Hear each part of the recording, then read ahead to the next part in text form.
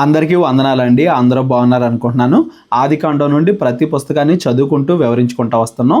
ఈ సామెతల్లో కూడా 1 నుండి 15 అధ్యాయాలు అంతకుముందు మనం చదువుకున్నాం. అసలు జ్ఞానం అంటే ఏంటి, జ్ఞానాన్ని ఎందుకు వెతకాలి, ఇవన్నీ కూడా మనం చదువుకున్నాం. ఈరోజు మనం సామెతల గ్రంథం 16వ అధ్యాయం నుండి చదువుకుంటూ వెళ్దాం. హృదయాలోచనలు మనుష్యుని వశము, చక్కని ప్రత్యుత్తరం ఇచ్చుటకు యెహోవా వలన కలుగును. మన హృదయంలో మంచి చెడు 2 రకాల ఆలోచనలు వస్తాయి. ప్రతి వ్యక్తికి ప్రతి సందర్భంలో మంచి చెయ్యాలి అనే ఆలోచన, చెడు చేయొచ్చు అనే ఆలోచన రెండూ మన హృదయంలో నుండి పుడతాయి. మనం మంచిని ఎంచుకుంటే మంచివారు అవుతాం, చెడుని ఎంచుకుంటే చెడ్డవారు అవుతాం. ఎప్పుడు కూడా మంచిని మాత్రమే ఎంచుకోవాలి. అంటే మంచి మాటలు మాత్రమే మాట్లాడాలి. ఎదుటి వాళ్ళు ఎలా మాట్లాడినా కానీ దానికి మనం మంచిగా రెస్పాండ్ అవ్వాలంటే మనకి ఖచ్చితంగా దేవుడి సహాయం కావాలి అనేది ఈ వచనం యొక్క భావం. అంతకుముందు అధ్యాయంలో కూడా నాలుకని జాగ్రత్తగా చూసుకోవాలి, మన నోట్లో నుండి ఎటువంటి మాటలు వస్తున్నాయి అనే దాన్ని బట్టి మనం జ్ఞానవంతులమా బుద్ధిహీనులమా ఇవన్నీ కూడా మనం అంతకుముందు చదువుకున్నాం. దేవుడి యందు భయభక్తులు కలిగిన వాళ్ళు మాత్రమే ఎప్పుడూ మంచి మాటలు మంచి ఆలోచనలు కలిగి ఉంటారు. తమ హృదయాన్ని కంట్రోల్లో పెట్టుకుంటారు. హృదయంలో నుండి మంచి చెడు 2 వస్తాయి కదా. మంచిని మాత్రమే నేను ఆలోచించాలి, మంచిని మాత్రమే నేను ఎంచుకోవాలి అన్నట్టుగా మన హృదయాన్ని మనం కంట్రోల్ చేయాలి. అంటే దేవుడి యొక్క సహాయం మనకి ఖచ్చితంగా కావాలి అనేది మొదటి వచనం యొక్క భావం. ఒకవేళ దేవుడి యందు భయం లేదనుకోండి, మనకి ఇష్టం వచ్చినట్టుగా మాట్లాడతాం, బూతులు మాట్లాడతాం, ఎలా పడితే అలా ప్రవర్తిస్తాం. దేవుడి యందు భయభక్తులు కలిగి ఉండడం అనేది జ్ఞానానికి మూలము. ఒకని నడతలన్నీ వాని దృష్టికి నిర్దోషములుగా కనబడును. యెహోవా ఆత్మలను పరిశోధించును. దేవుడు కేవలం మనం ఎటువంటి పనులు చేస్తున్నాము అని మాత్రమే చూడడు. ఏ ఉద్దేశంతో మనం ఆ పనులు చేస్తున్నాం అన్నట్టుగా మన ఆత్మల్ని పరిశోధిస్తాడు, మన ఆలోచనలు పరిశోధిస్తాడు. నేను చేసే అన్నీ కూడా నాకు కరెక్ట్గా అనిపించవచ్చు, ఎదుటోళ్ళు చేసే అన్నీ కూడా నాకు కరెక్ట్ అనిపించవచ్చు. కానీ వాళ్ళు ఏ ఉద్దేశంతో చేస్తున్నారో నాకైతే తెలియదు కదా. మనం ఏ ఉద్దేశంతో చేస్తున్నామో ఎదుటోళ్ళకైతే తెలియదు కదా. దేవుడికి మాత్రము అన్నీ తెలుసు. దేవుడు అన్నింటినీ కూడా ఒకానొక రోజున తీర్పులోనికి తెస్తాడు. ఎవరన్నా ఒకరికి సహాయం చేస్తున్నారు, వాళ్ళు నిజంగా వాళ్ళ మీద జాలి కలిగి సహాయం చేస్తున్నారా, లేదా వీళ్ళు గొప్పోళ్ళు అనిపించుకోవడానికి వెనకాల ఏదైనా దురాలోచన పెట్టుకుని సహాయం చేస్తున్నారా అనేది మనకి తెలీదు, దేవుడికి తెలుసు. మనం ఏదైనా మాట మాట్లాడినా, ఏదైనా పని చేసినా మన హృదయంలో ఏ ఆలోచన ఉంది. బయటికి మాత్రం మనం మంచిగా మాట్లాడుతూ ఉండొచ్చు, లోపల వాళ్ళ మీద మనం ద్వేషాన్ని పెట్టుకుని ఉండొచ్చు. ఏదైనా కానీ దేవుడికి తెలిసిద్ది. దేవుడు ఖచ్చితంగా ఒకానొక రోజున తీర్పులోనికి తెస్తాడు అనేది ఈ 2వ వచనం యొక్క భావం.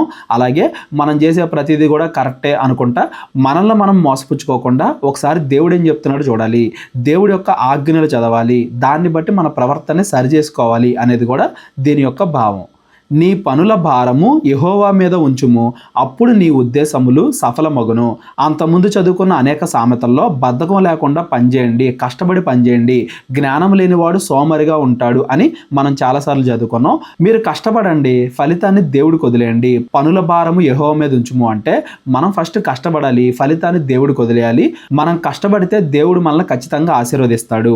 మనం ఆయనకి ప్రార్థన చేసే దాన్ని బట్టి, ఏ ఉద్దేశంతో కష్టపడుతున్నాం అనే దాన్ని బట్టి, ఎవరు శ్రమపడినా సోమరిగా ఉండకుండా ఎవరు కష్టపడినా కానీ దేవుడు వాళ్ళ ఉద్దేశాలని ఖచ్చితంగా సఫలపరుస్తాడు. బాగా చదువుకోవాలి, మంచి జాబ్ సంపాదించాలి, ఇల్లు కట్టుకోవాలి, అమ్మా నాన్న చూసుకోవాలి, ఇలాంటి మనం చాలా కోరికలు కలిగి ఉంటాం. అవన్నీ కూడా బద్ధకంగా సోమరిగా ఉంటూ కలలుగంటూ ఏదో దేవుడికి ప్రార్థన చేశాను కాబట్టి అయిపోతాయి, దేవుడికి కానుకేశాను కాబట్టి అయిపోతాయి అనుకుంటే కుదరదు. మొట్టమొదటిగా మనం కష్టపడాలి, ఆ తర్వాత దేవుడికి మనం ప్రార్థన చేయాలి. అప్పుడు మన పనిని దేవుడు ఆశీర్వదిస్తాడు అనేది దీని యొక్క భావం. యెహోవా ప్రతి వస్తువును దాని పని నిమిత్తము కలగజేశాను. నాశన దినమునకు ఆయన భక్తిహీనులను కలగజేశాను. దేవుడు సృష్టించిన ప్రతి దానికి ఒక్కొక్క పని ఉందంట. సూర్యుడికో పని, చంద్రుడికో పని, భూమికో పని, చెట్లకో పని, జంతువులకో పని. దేవుడు సృష్టించిన ప్రతి దానికి దాని పని ఉంది. ప్రతి దానికి చెప్పాడు దేవుడు, మీకు అప్పగించిన పని మీరు చేయండి అని. అలాగే మనిషికి కూడా దేవుడు ఒక పని ఇచ్చాడు. ఏంటో తెలుసా ఆ పని? ఎఫెసీయులకు రాసిన పత్రికలో మనం చదివితే సత్క్రియలు చేయడానికి దేవుడు మనల్ని భూమి మీదకు పంపించాడు అని మనం చదువుకుంటాం. అంటే మనిషిగా పుట్టిన ప్రతి ఒక్కళ్ళు కూడా సత్క్రియలు చేయాలి. సత్క్రియలు అంటే వాక్యానికి సంబంధించిన క్రియలు. అబద్ధాలు ఆడకుండా, మోసాలు చేయకుండా, వ్యభిచారం చేయకుండా, ఎదుటి వాళ్ళని హింసించకుండా, నరహత్యలు చేయకుండా, గర్వాన్ని పెట్టుకోకుండా, అందరినీ ప్రేమిస్తూ కష్టపడి పని చేయాలి అనేది మనిషికి ఇచ్చిన పని. మనిషికి ఇచ్చిన పని మనిషి చేయలేదనుకో, తీర్పు తెచ్చడానికి కూడా దేవుడు నాశన దినం అనే ఒక దాన్ని సృష్టించాడంట. ప్రతిదానికి పని ఉంది కదా. ఈ నాశన దినం యొక్క పని ఏంటి?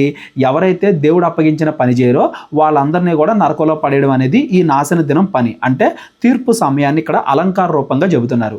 దేవుడు తీర్పు తీర్చడానికి వచ్చేటప్పుడు యేసుక్రీస్తు వారి రెండవ రాకడలో ఎవరైతే వాళ్ళకు అప్పగించిన పని చేయలేదో, ఎవరెవరైతే భూమి మీద బుద్ధిహీనంగా చెడు పనులు చేస్తూ సోమరితనంగా బ్రతుకుతున్నారో వాళ్ళందరినీ కూడా దేవుడు ఆ నాశన దినము నాడు నాశనం చేస్తాడు. వాళ్ళందరూ కూడా భక్తిహీనులు అనేది దీని యొక్క భావం.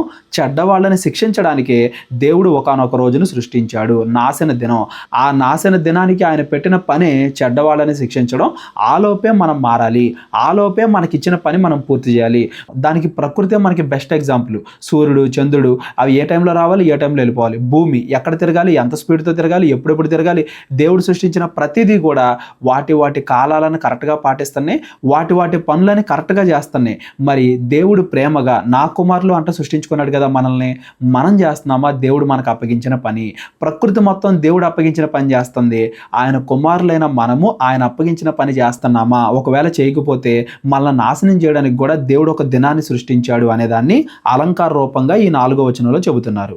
మరి ఎవరు నరకానికి వెళ్తారో దేవుడికి ముందే తెలిసినప్పుడు అసలు దేవుడు వాళ్ళని ఎందుకు సృష్టించాడు అనే ప్రశ్నకి సమాధానం ఇప్పటికే మనం చాలాసార్లు చూసాం. మన 30 డే బైబుల్ కోర్సులో కూడా మనిషిని దేవుడు ఎందుకు సృష్టించాడు అనే ఒక మెసేజ్లో దానికి కూడా ఆన్సర్ చెప్పుకున్నాం. ఎవరికైనా కానీ ఇంకా దాని గురించి డౌట్ ఉంటే మన 30 డే బైబుల్ కోర్సు కానీ మిగతా కోర్సులు కానీ వినండి. లేదంటే డిస్క్రిప్షన్లో నా నెంబర్ ఉంటుంది, కాల్ కానీ వాట్సాప్ కానీ చేయండి. గర్వహృదయులందరూ యెహోవాకు హేయులు, నిశ్చయముగా వారు శిక్ష నొందుదురు. గర్వం లేకుండా ఉండాలి. కృపాసత్యముల వలన దోషమునకు ప్రాయశ్చిత్తము కలుగును. యెహోవా యందు భయభక్తులు కలిగి ఉండుట వలన మనుషులు చెడుతనము నుండి తొలగిపోదురు. మన యొక్క పాపాన్ని మనం పోగొట్టుకోవాలంటే అది మన వల్ల అవదు. ఖచ్చితంగా దేవుడి యొక్క కృప మనకు కావాలి. దేవుడు మన మీద కృప చూపిస్తేనే, అర్హత లేకపోయినా కానీ దేవుడు మన యందు దయ ఉంచి మనల్ని క్షమిస్తేనే మన పాపాల నుండి మనం విముక్తులు అవుతాం, ప్రాయశ్చిత్తం పొందుతాం. మరి దేవుడు ఎప్పుడు మన మీద కృప చూపిస్తాడు? దేవుడు ఎప్పుడు మనల్ని రక్షిస్తాడంటే ఆయన యందు మనం భయభక్తులు కలిగి ఉన్నప్పుడు. మొదటగా దేవుడి దగ్గర పశ్చాత్తాపడి ప్రభువా నన్ను క్షమించు అన్నట్టుగా క్షమాపణ అడగాలి. ఆ తర్వాత ఏం చేయాలి? భయభక్తులు కలిగి ఉండాలి. భయం ఉన్నోడు ఇంకోసారి తప్పు చేయకుండా ఉంటాడు. భక్తున్నోడు మంచి పనులు చేస్తాడు. మంచి పనులు మాత్రమే చేయాలి, చెడు చేయడానికి భయపడాలి అనేదాన్ని దేవుడి యందు భయభక్తులు కలిగి ఉండడం అంటారు. అలా ఉంటేనే మన పాపాల నుండి, మన చెడుతనం నుండి మనం విడిపింపబడతాం, పూర్తిగా దానికి దూరం అవుతాము అనేది దీని యొక్క భావం. ఒకని ప్రవర్తన యెహోవాకు ప్రీతికరమగునప్పుడు ఆయన వాని శత్రువులను సహా వానికి మిత్రులుగా చేయును. మనం మనుషుల్ని ఇంప్రెస్ చేయడానికి బతకూడదు. వేరే వాళ్ళు నా గురించి బాగా అనుకోవాలి, వాళ్ళు మంచిగా అనుకోవాలి, వీళ్ళు మంచిగా అనుకోవాలి అన్నట్టుగా మనుషుల దృష్టిలో పడటానికి మనం ప్రయత్నించకుండా దేవుడు నన్ను మంచిగా అనుకోవాలి, నేను నా మనసులో ఏమనుకుంటానో కూడా దేవుడికి తెలుసు కాబట్టి దేవుడి దృష్టిలో నేను మంచిగా కనబడాలి అన్నట్టుగా దేవుడికి సంబంధించిన ఆలోచనలు మనం కలిగి ఉంటే మన శత్రువులను కూడా దేవుడు మనకి మిత్రులుగా చేస్తాడంట. శత్రువులు ఎవరైనా ఉంటే వాళ్ళ మీద పగ తీర్చుకోవాలి అది ఇది అన్నట్టుగా వాళ్ళ గురించి ఆలోచించమాకండి. దేవుడికి వదిలిపెట్టండి తీర్పుని, దేవుడికి ప్రార్థన చేయండి, దేవుడు చెప్పినట్టుగా బతకండి. మీ శత్రువులు కూడా వాళ్లే పశ్చాత్తాపడి మరలా మనకి మిత్రులుగా మారేలాగా దేవుడే దాన్ని చక్కదిద్దుతాడు అనేది దీని యొక్క భావం. ఇవన్నీ కూడా అనుభవించిన వాళ్ళకే. జ్ఞానం అంటే దేవుడెందుకు భయభక్తులు కలిగి ఉండడం కదా. ఆ జ్ఞానాన్ని, నిజమైన దేవుడి జ్ఞానాన్ని పొందిన వారే ఇవన్నీ కూడా అనుభవించగలుగుతారు అనేది దీని యొక్క భావం. అన్యాయము చేత కలిగిన గొప్ప వచ్చుబడి కంటే నీతితో కూడిన కొంచెమే శ్రేష్టము. బాగా డబ్బులు వస్తుంది కదా అని చెప్పి తప్పులు చేయమాకండి, ఎదుటి వాళ్ళని మోసం చేయమాకండి. అన్యాయం చేత నువ్వు ఎంత సంపాదించినా కానీ ఒకనొక రోజు నాదంతా కూడా అంతమైపోద్ది, మనం నరకానికి వెళ్ళిపోతాం. మనం కష్టపడి పనిచేసి కొద్దిగానే సంపాదించుకున్నా కానీ అది శ్రేష్టము, అది నీతితో కూడింది, అది శాశ్వతము నిలిచిద్ది, పరలోకానికి మనల్ని నడిపించిద్ది. ఒకడు తాను చేయబోవునది హృదయములో యోచించుకొనును, యెహోవా వాని నడతను స్థిరపరచును. మన హృదయంలో ఏ ఆలోచన అనుకుంటున్నామో ప్రతిదీ కూడా దేవుడికి తెలుసు కాబట్టి మనం గనక ఒకవేళ మంచి ఆలోచనలు కలిగి ఉంటే దేవుడే మనల్ని మంచి మార్గంలో నడిపిస్తాడు. నాకు మంచి చేయాలని ఉంది, కాకపోతే నేను చేయలేకపోతున్నాను అన్నప్పుడు దేవుడికి ప్రార్థన చేయండి. ఆయనే మన నడత స్థిరపరుస్తాడు. ఎలా నడవాలి, ఎక్కడ ఏ పని చేయాలి, ఎటువంటి ఆలోచనలు కలిగి ఉండాలి, ఎవరితో ఏ మాటలు మాట్లాడాలి, ఎటువంటి పరిస్థితులు ఎదుర్కోవాలి, ఇవన్నీ కూడా దేవుడే చక్కదిద్దుతాడు. తన భక్తుల కోసం అన్నీ కూడా సమకూడి జరుగును అన్నట్టుగా బైబిల్లో ఉంటుంది. మనం జస్ట్ మన ఆలోచనలు దేవుడి చిత్తానుసారంగా ఉన్నాయో లేదో చూసుకోవాలి. మన ఆలోచనలు దేవుడి చిత్తానుసారంగా ఉంటే మన క్రియలు ఆయన చిత్తానుసారంగా వెళ్ళేలాగా దేవుడే మనకి మంచి మార్గాన్ని చూపిస్తాడు అనేది దీని యొక్క భావం.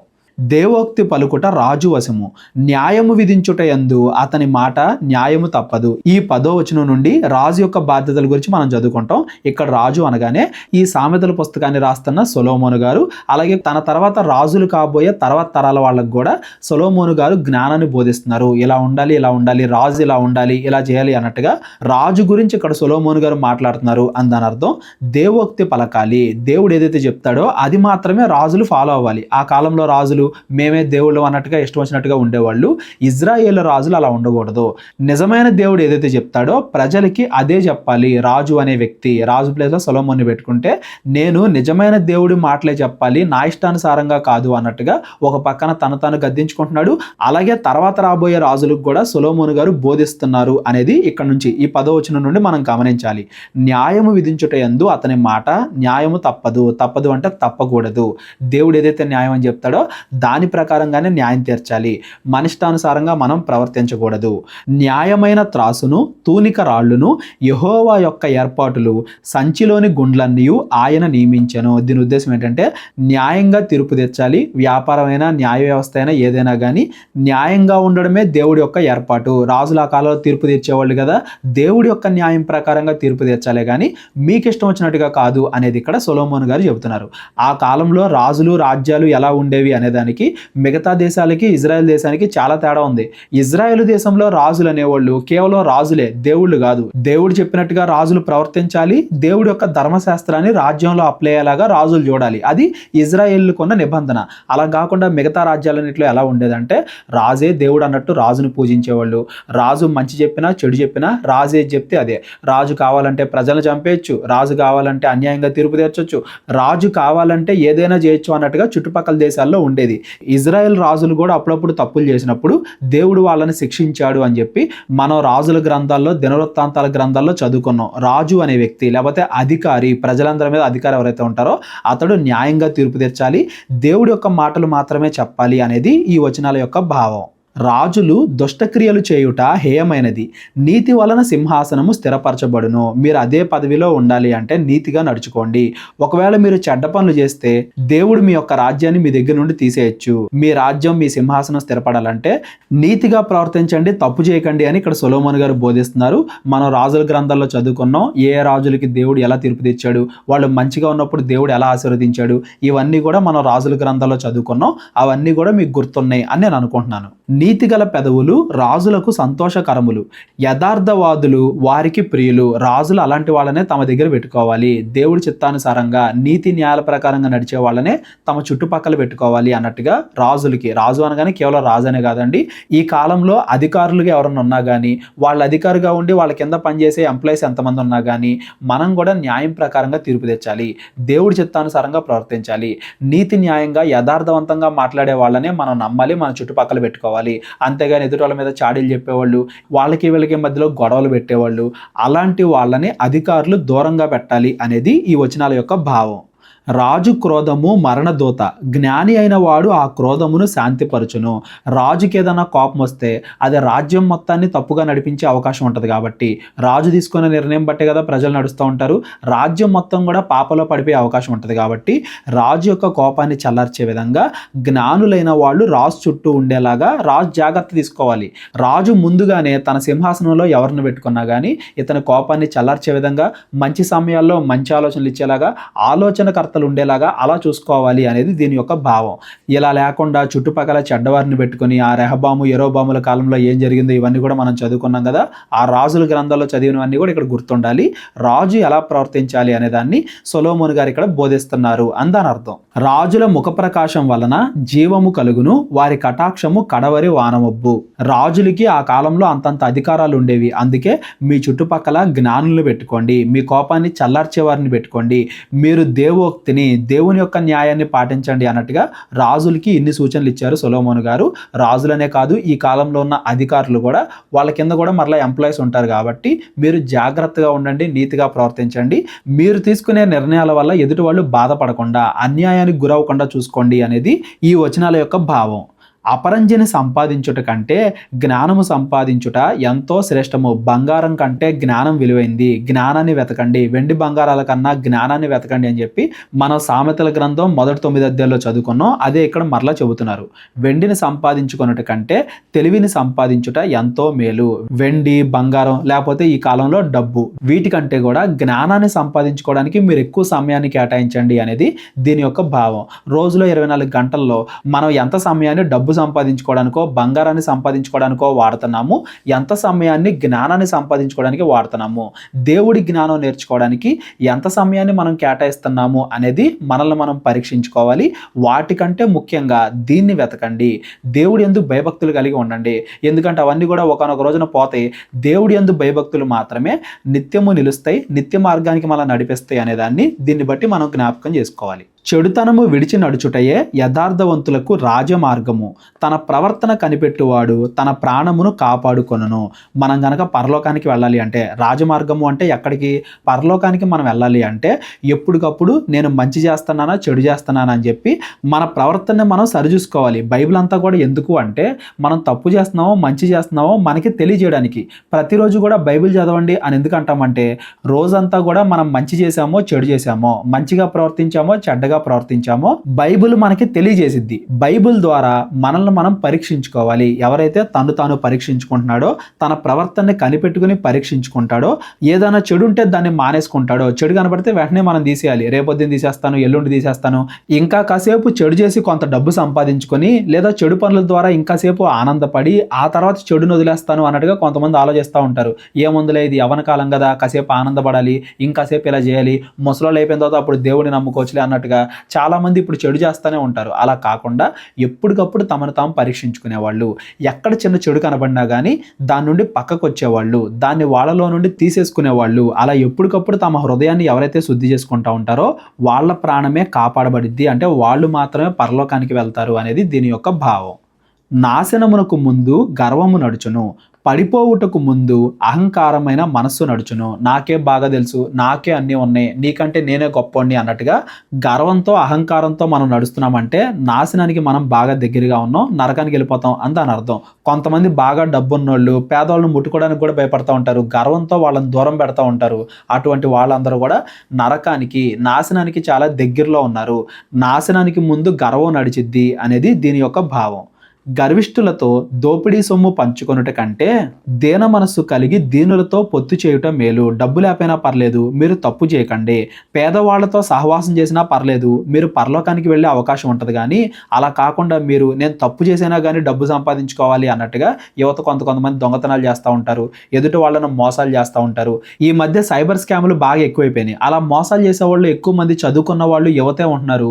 మీరు డబ్బు సంపాదించుకోవడానికి చెడు మార్గాలు ఎంచుకున్నారంటే మాత్రం ఒకానొక రోజున ఖచ్చితంగా నాశనం అవుతారు. అది మిమ్మల్ని, మీ కుటుంబాలని నాశనం చేసిద్ది. ఆ తర్వాత వచ్చే అవమానాన్ని మీరు తట్టుకోలేరు. ఇప్పుడున్న ఆనందమే మీరు చూస్తున్నారు కానీ ఆ తర్వాత వచ్చే అవమానాన్ని మీరు గుర్తించట్లేదు అనేది దీని యొక్క భావం. ఉపదేశమునకు చెవియొగ్గువాడు మేలునందును, యెహోవాను ఆశ్రయించువాడు ధన్యుడు. ఎప్పుడైనా కానీ మనం బైబిల్ చదువుకునేటప్పుడు మనలో ఉన్న తప్పులన్నీ కూడా వరుసగా కనపడతాయండి. బైబిలే మనకి బోధించిద్ది. చదువుతున్నాను కాబట్టి నేను మీకు చెప్తున్నాను అనుకోకండి, బైబిలే మిమ్మల్ని గద్దిస్తుంది. ఎవరైతే గద్దింపబడినప్పుడు వింటారో, వాళ్ళలో ఏదైనా చెడు ఉంటే మార్చుకుంటారో వాళ్ళు మాత్రమే మేలు పొందుతారు, ఆశీర్వదింపబడతారు. మాకు బాగా తెలుసులే, ఇవన్నీ వింటే మాత్రం మేము పాటిస్తామా, దేవుడు ఎక్కడో ఉన్నాడు, మాకెప్పుడు తీర్పు తీరుస్తాడులే, మేము తప్పు చేసినప్పుడు మాకేం వెంటనే శిక్ష కలగట్లేదు కదా అని చెప్పేసి వాళ్ళు గనక గద్దింపును వినకుండా ఇంకా పాపాలు చేసుకుంటానే వెళ్తే ఏదో ఒక రోజు వాళ్ళు నశిస్తారు, నరకానికి వెళ్ళిపోతారు. జ్ఞాన హృదయుడు వివేకి అనబడును, రుచిగల మాటలు పలుకుట వలన విద్య ఎక్కువగును. జ్ఞానం ఉన్నవాడికి ఇంకా ఇంకా జ్ఞానం పెరుగుతానే వెళ్ళిద్ది. మనం మంచి మాటలు మాట్లాడుతూ ఉంటే మనము ఇంకా మంచివారిగా తయారవుతాం. మనం ఎవరితో మాట్లాడుతున్నామో వాళ్ళకు కూడా జ్ఞానం పెరిగిద్ది. జ్ఞానవంతులతో సహవాసం చేస్తే మనకి జ్ఞానం పెరిగిద్ది, వాళ్ళకి జ్ఞానం పెరిగిద్ది.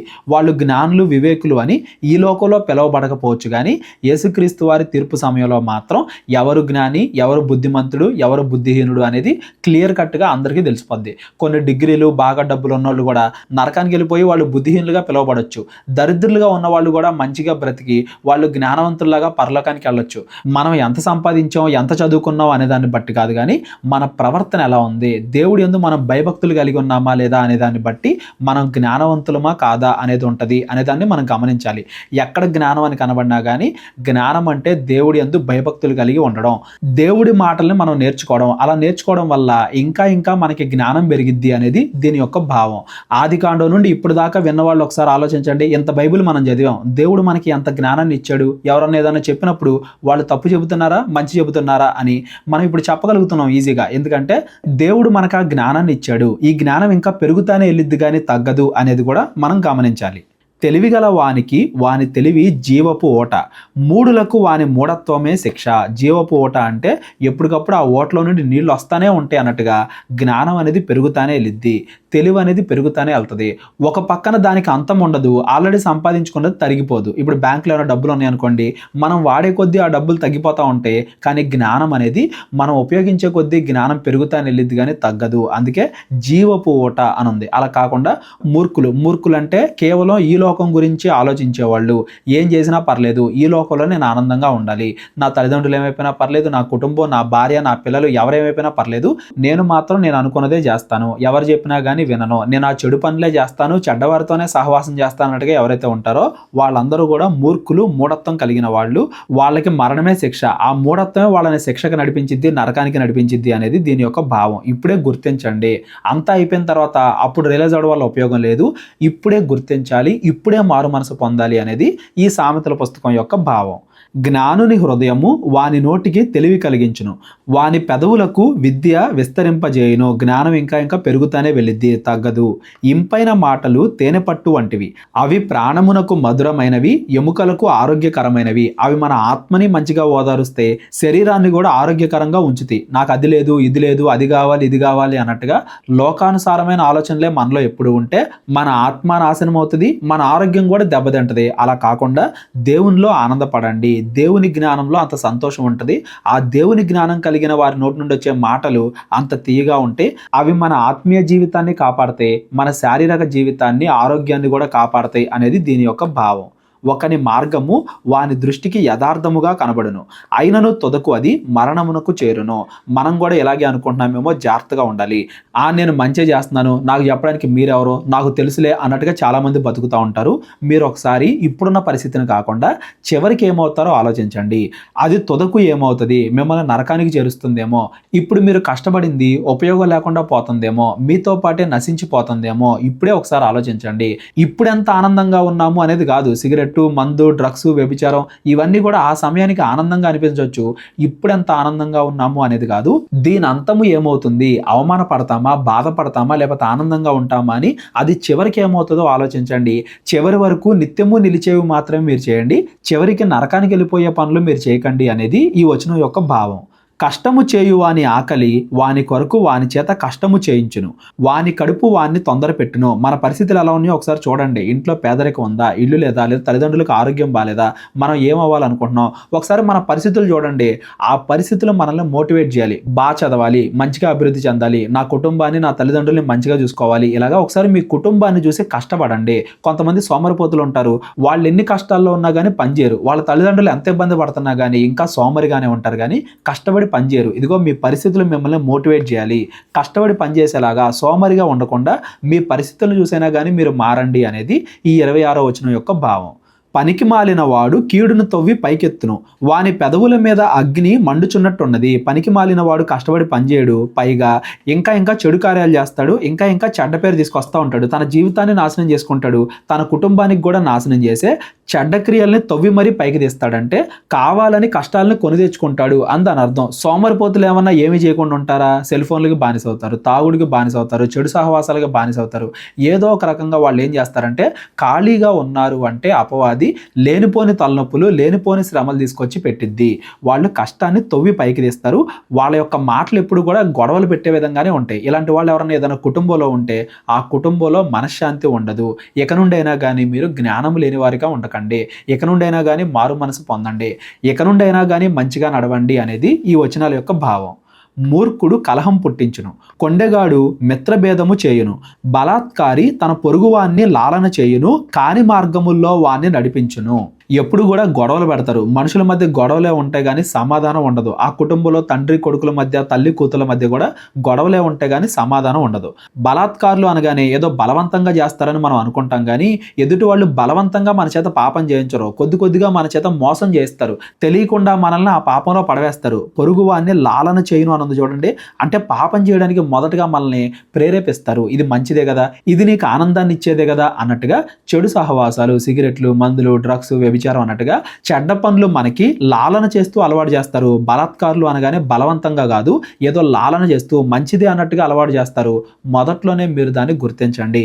మొదట్లోనే అటువంటి మూర్ఖులకి, కొండగాళ్ళకి, బలాత్కారులకి వాళ్ళందరికీ కూడా దూరంగా ఉండండి. అది మొదట్లో బాగానే ఉండొచ్చు, తర్వాత మీ కుటుంబంలో సమస్యలు తీసుకొచ్చిద్ది, మీ కుటుంబంలో గొడవలు పెట్టిద్ది, మీ ఆరోగ్యాన్ని పాడు చేసిద్ది, మీ భవిష్యత్తును పాడు చేసిద్ది. అది మొదట్లోనే గుర్తించండి అనేది ఈ వచనాల యొక్క భావం. కృత్రిమములు కల్పింపవలెను అని కన్నులు మూసుకొని తన పెదవులు బిగబట్టు వాడే కీడు పుట్టించువాడు. ఇవన్నీ కూడా సూచనలు అనమాట. లేనిది చేయాలి. కృత్రిమములు అంటే దేవుడు సృష్టించింది కాకుండా దేవుడు చెప్పిన ఆనందం, దేవుడు చెప్పిన మంచి ఏంటి, మీరు మంచిగా ఉండండి, కష్టపడి పని చేయండి, దేవుడు ఎందుకు భయభక్తులు కలిగి ఉండండి, మీరు ఈ లోకంలోనూ అభివృద్ధి చెందుతారు, మీకు మంచి భార్య వస్తుంది, మీ కుటుంబం బాగుంటుంది, మీ తల్లిదండ్రులు మంచిగా చూసుకోండి, ఇవన్నీ కూడా దేవుడు చెప్పినవి. అలా కాకుండా ఆనందం అనేది వేరే ఎక్కడో ఉంది అన్నట్టుగా లేనిది ఉన్నట్టుగా చూపిస్తారు. కృత్రిమములు. ఆనందం అనేది ఇదిగో అందుబాటులో ఉంటుంది, ఆనందం అనేది ఇదిగో సిగరెట్లో ఉంటుంది, ఆనందం అనేది ఇదిగో బైకుల మీద, రోడ్ల మీద తిరగడం అన్నట్టు ఉంటుంది, ఆనందం అనేది ఇదిగో పబ్బుల్లో ఉంటుంది, వ్యభిచారంలో ఉంటుంది అన్నట్టుగా కృత్రిమంగా ఆనందాన్ని పంచాలి అన్నట్టుగా వాళ్ళు చూస్తారు. కన్నులు మూసుకొని పెదవులు బిగబట్టువాడు అంటే రహస్యంగా ఇచ్చే సూచనలు. ఈ పనులేవి కూడా వాళ్ళు బహిరంగంగా చేయరు, రహస్యంగా చేయాలనుకుంటారు. అందరికీ తెలిస్తే మళ్ళీ తిడతారేమో, మళ్ళీ చెడ్డవారుగా అనుకుంటారేమో అని చెప్పేసి రహస్యంగా చేయాలని చూస్తారు. అలా ఎవరన్నా కానీ రహస్యముగా మీ చేత ఏదైనా పనులు చేస్తున్నా, రహస్యంగా మీకేమన్నా సిగ్నల్స్, కను సైకిలు, చేతి సైజులు, లేకపోతే టెక్స్ట్ మెసేజ్లు, రహస్యంగా మీకు ఏమన్నా సిగ్నల్స్, సూచనలు ఇస్తున్నా, కృత్రిమములు, దాంట్లోనే ఆనందం ఉంది, దీంట్లోనే ఆనందం ఉన్నట్టుగా మీకేవో అలవాటు చేయాలని చూస్తున్నా, వాళ్ళందరూ కూడా మూర్ఖులు, మిమ్మల్ని నరకానికి నడిపిస్తున్నారు అనేదాన్ని ముందుగానే గుర్తించండి. నిజమైన ఆనందం సక్సెస్లో ఉంటుంది. సక్సెస్ కూడా తప్పు చేస్తూ కాదు, దేవుడి యందు భయభక్తులు కలిగి ఉంటూ ఎవరైతే విజయాన్ని సాధిస్తారో, ఈ లోకంలో మనుషుల దయలోను దేవుని దయలోను ఎదుగుతారో అక్కడ నిజమైన ఆనందం ఉంటుంది. అది శాశ్వతమైన ఆనందం. శాశ్వతమైన ఆనందాన్ని వెతకండి. ఏదో కొద్ది కాలమే ఉండే మిమ్మల్ని, మీ ఆరోగ్యాన్ని, మీ కుటుంబాన్ని నాశనం చేసే చిన్న చిన్న ఆనందాలకి మీరు మోసపోకండి అనేది ఈ వచనాల యొక్క భావం. ఈ సామెతలన్నీ కూడా ముఖ్యంగా యవనస్తులకి. యవనస్తులు సామెతల్లో రోజుకొక అధ్యాయమైనా, నెలకొకసారైనా కానీ ఈ సామెతలను కంప్లీట్ చేయాలన్నట్టుగా అంతకుముందు కూడా మనం చదువుకున్నాం. యవనస్తులందరికీ ఉపయోగపడే విషయాలన్నింటినీ కూడా ఈ సామెతల్లో ఉంచారు అనేది మనం గమనించాలి. పెద్దవాళ్ళకు కూడా ఉపయోగపడతాయి, ముఖ్యంగా యవనస్తులకి ఇవన్నీ కూడా ఉపయోగపడతాయి. కాబట్టి మీ దగ్గర ఉండేవాళ్ళు, మీ పిల్లలు, లేదంటే మీ చుట్టుపక్కల ఉండే యవనస్తులు, వాళ్ళందరి చేత కూడా ఈ సామెతలన్నీ కూడా మనం చదివించాలి. మన కుటుంబంలో ఇవన్నీ కూడా ఉండాలి. అప్పుడే మనం దేవుడి చిత్తానుసారంగా నడుచుకుంటాము. ప్రతిరోజు కూడా ఇవన్నీ వాళ్ళకి తెలియజెప్పాలి. కొన్ని కుటుంబాల్లో వచ్చిన సమస్య ఏంటంటే తమ పిల్లల్ని కూర్చోబెట్టి ఏది మంచి ఏది చెడు అని చెప్పరు. మనం చెప్పాలి. మనం చెప్పకపోతే ఇదిగో కూర్చోబెట్టి సామెతలు వరుసగా చదివించినా కానీ, రోజుకు ఒక అధ్యాయం, నెలకు ఒకసారైనా కానీ సామెతల పుస్తకం వాళ్ళ చేత చదివిస్తూ ఉంటే వాళ్ళకే తెలియకుండా వాళ్ళు మంచివారిగా మారతారు అనేది కూడా ఈ వచనాలను బట్టి మనం గమనించాలి. నెరసిన వెంట్రుకలు సొగసైన కిరీటము, అవి నీతి ప్రవర్తన గలవానికి కలిగి ఉండును. దీన్ని రెండు రకాలుగా మనం అర్థం చేసుకోవచ్చండి. మంచిగా ఉండేవాళ్ళు ఎక్కువ కాలం జీవిస్తారు, దీర్ఘాయువు వాళ్ళకు ఉంటుంది అనేది ఒక భావం. రెండోది, ఎవరైతే నెరసిన వెంట్రుకలు అంటే తెల్ల వెంట్రుకలు కలిగి ఉంటారో, అంటే ముసలివారిగా ఉంటారో, వాళ్ళకి చాలా అనుభవం ఉంది, పెద్దవాళ్ళని గౌరవించి ఆ జ్ఞానాన్ని మీరు కూడా పొందుకోండి అనేది కూడా ఈ 31వ వచనం యొక్క భావం. పరాక్రమశాలి కంటే దీర్ఘశాంతము గలవాడు శ్రేష్ఠుడు, పట్టణము పట్టుకొని వాని కంటే తన మనస్సును స్వాధీనపరుచుకొనివాడు శ్రేష్ఠుడు. ఎదుటి వాళ్ళని చంపడం, ఎదుటి వాళ్ళని కొట్టడం, ఎదుటి వాళ్ళ మీద ఊరికే కోపడడం, ఇవన్నీ కూడా సింపుల్గానే అయిపోతాయి. పట్టణము పట్టుకొని వారు పరాక్రమశాలు అంటే ఆ కాలంలో అయినా ఈ కాలంలో అయినా కానీ ఎదుటి వాళ్ళని కొడతాం ఈజీయే, ఎదుటి వాళ్ళని తిడతాం ఈజీయే. కాకపోతే మీ హృదయాన్ని మీరు కంట్రోల్ చేసుకోండి, మీ మనసును మీరు కంట్రోల్ చేసుకోండి. ఏదైనా కోపం వస్తే కోపపడకుండా ఆ కోపాన్ని అణుచుకోవడానికి ప్రయత్నించండి. మిమ్మల్ని మీరు కంట్రోల్ చేసుకోవడం, మిమ్మల్ని మీరు అదుపులో పెట్టుకోవడం, మీరు తప్పు చేసినప్పుడు మిమ్మల్ని మీరే కొట్టుకోవడం, ఇవి చాలా ముఖ్యమైనవి. ఎదుటి వాళ్ళని తిడతాం కొడతాం కాదు, మిమ్మల్ని మీరు కంట్రోల్ చేసుకుంటే అప్పుడు మీరు గొప్పవాళ్ళు, అప్పుడు మీరు జ్ఞానవంతులు అనేది దీని యొక్క భావం. చాలా కుటుంబాల్లో ఏం జరిగిద్దంటే మగవాళ్ళు ఆడవాళ్ళను ఊరికే కొడతా ఉంటారు, లేదంటే చిన్నపిల్లలను కొడతా ఉంటారు. అది ఎదుటి వాళ్ళ మీద కోపం చూపించడం, ఎదుటి వాళ్ళని కొడతాం ఈజీయే. మిమ్మల్ని మీరు కంట్రోల్ చేసుకొని చూడండి. ఎదుటి వాళ్ళని కంట్రోల్ చేయడం కాదు, మీ మనసును మీరు కంట్రోల్ చేసుకోండి. ఎదుటి వాళ్ళ మీద కోపాన్ని చూపించడం చేయడం కాదు, మీ కోపాన్ని దీర్ఘశాంతంగా మార్చుకుని చూపించండి. అది నిజమైన మొగతనం, అది నిజమైన బలం. అలా చేయగలిగిన వాడే నిజమైన శక్తి కలిగిన వాడు, వాడే శ్రేష్ఠుడు, వాడే జ్ఞానము కలిగిన వాడు అందని అర్థం. వీళ్ళు జ్ఞానం లేకుండా చేస్తున్నారు అన్నట్టుగా ఎదుటి వాళ్ళని కొడతా ఉంటారు. జ్ఞానం లేకుండా ఎదుటి వాళ్ళు ఏదైనా చేశారనుకో, నువ్వు వాళ్ళకి మంచిగా చెబితే వాళ్ళు నేర్చుకుంటారు. అలా కాకుండా నువ్వు కొట్టావంటే వాళ్ళకన్నా నువ్వు బుద్ధిహీనుడివి, వాళ్ళకన్నా నీకు ఇంకా తక్కువ జ్ఞానం ఉంది అనేది దీని యొక్క భావం. చీట్లు వడిలో వేయబడును, వాటి వలన తీర్పు యెహోవా వశము. పాతకాలంలో ఏదైనా నిర్ణయాలు తీసుకునేటప్పుడు రెండు మంచివే అన్నప్పుడు చీట్లు వేసేవాళ్ళు అనమాట. అపోస్తుల్ని సెలెక్ట్ చేసేటప్పుడు కూడా చీట్లు వేయడాన్ని మనం గమనించవచ్చు. అంటే నాకు వీళ్ళు ఎక్కువ వాళ్ళు ఎక్కువ అన్నట్టుగా మన సొంత నిర్ణయాలు కాకుండా రెండు మంచివే, రెండు సమమైనవే అన్నప్పుడు చీట్లు వేస్తే దేవుడికి ఆ ఉద్దేశాన్ని వదిలేస్తే మంచిది అనేది దీని యొక్క భావం. ఈ చీట్ల గురించి మనం ఇంకా చాలా ఎక్స్ప్లెయిన్ చేసుకోవచ్చు. ఎవరికైనా ఏదైనా డౌట్ ఉంటే డిస్క్రిప్షన్లో నా నెంబర్ ఉంటుంది, కాల్ కానీ వాట్సాప్ కానీ చేయండి. ఈ 16వ అధ్యాయంలో మన నాలుకని మనం కంట్రోల్లో పెట్టుకోవాలి. చెడ్డ వాళ్ళకి దూరంగా ఉండాలి, మనం మంచి పనులు చేయాలి. అధికారులుగా ఉన్న వాళ్ళు ఇంకా ఎక్కువ జాగ్రత్తగా ఉండాలి. మన ప్రవర్తన మనం ఎప్పటికప్పుడు పరీక్షించుకుంటూ ఉండాలి. ఏదైనా తప్పు చేస్తే మళ్ళీ మనం మార్చుకుంటూ ఉండాలి. మళ్ళీ మనం మోసం చేసుకోకూడదు. ఎదుటి వాళ్ళు ఎవరన్నా కానీ మళ్ళీ పాపానికి నడిపిస్తుంటే ముందుగానే వాళ్ళని గుర్తించాలి అనేది ఈ 16వ అధ్యాయం యొక్క సారాంశం. సామెతల గ్రంథం 17వ అధ్యాయం నుండి మనం రేపొద్దున చదువుకుందాం. ఇప్పటిదాకా చెప్పిన దాంట్లో ఎవరికైనా ఏమైనా సందేహాలు ఉంటే డిస్క్రిప్షన్లో నా నెంబర్ ఉంటుంది, కాల్ కానీ వాట్సాప్ కానీ చేయండి. మా పరిచయం కోసం ప్రార్థించండి. ప్రేరేపణ కలిగిన వాళ్ళు, మా పరిచయం ఇంకా అనేక మందికి అందాలి అనుకునే వాళ్ళు మీ కానుకల ద్వారా మమ్మల్ని బలపరచండి. అందరికీ వందనాలు. దేవుడు మనందరినీ కూడా దీవించి ఆశీర్వదించును గాక. అందరికీ వందనాలండి. కేవలం 30 వీడియోస్లో బైబిల్ నేర్చుకోండి అనే ఎంతో విలువైన ఈ కోర్స్ జస్ట్ ₹1 మీకు కావాలి అంటే మీ పేరు, మీ ఊరు ఈ నెంబర్కి వాట్సాప్ చేయండి. ఈ కోర్సులో ఏ విషయాలు ఉంటాయో ముందుగానే తెలుసుకోవడానికి ఈ వీడియో పాస్ చేసి టాపిక్స్ అన్నీ చదువుకోండి. క్రైస్తవులందరూ ఈ బైబిల్ కోర్స్ వినాలి అని మేము కోరుకుంటున్నాం. అందరినీ దేవుడు దీవించును గాక. ఆమెన్.